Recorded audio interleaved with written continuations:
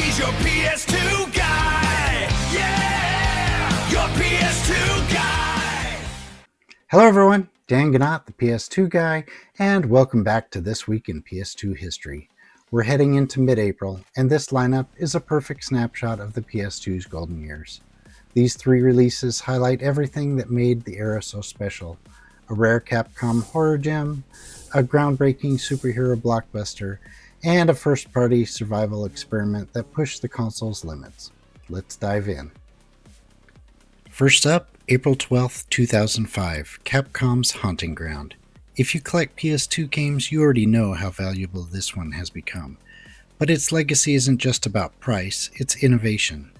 Built as a spiritual successor to Clock Tower, Haunting Ground refined the helpless protagonist formula into something deeply psychological.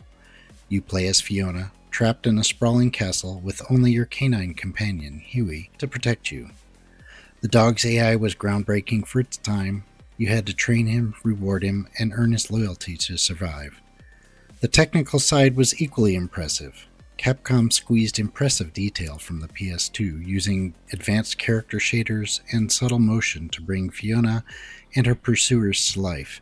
It all came together in an eerie blend of tension, beauty, and fear that reminded everyone why Capcom reigned supreme in horror during that era.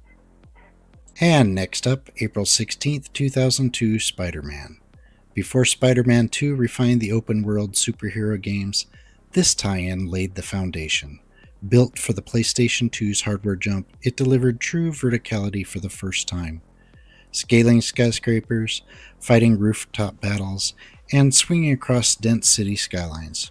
Sure, the Green Goblin fog kept you from reaching the street level, but the sense of scale was miles beyond the PS1 versions.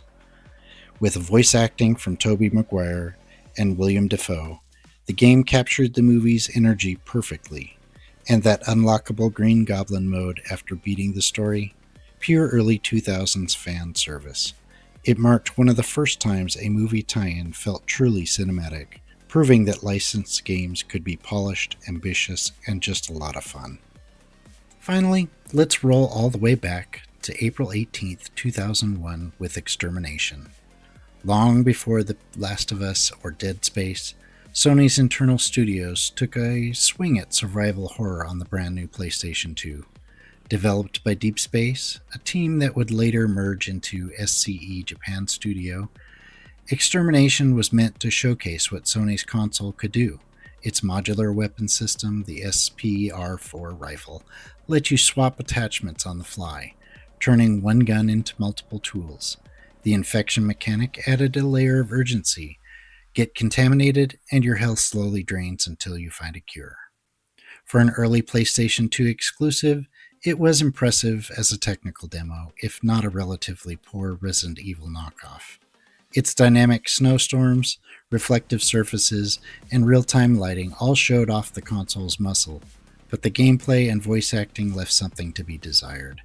It's often forgotten today, but Extermination stands as an artifact of Sony's experimental spirit during the early PlayStation 2 Wild West phase. And there you have it, 3 games, 3 very different experiences, and all of them tell the story of how fast the PS2 evolved. Were you training Huey to defend you in Haunting Ground, swinging through New York in Spider-Man, or braving the Arctic nightmare of Extermination? Drop your memories in the comments. I love hearing which of these still holds a special place for you.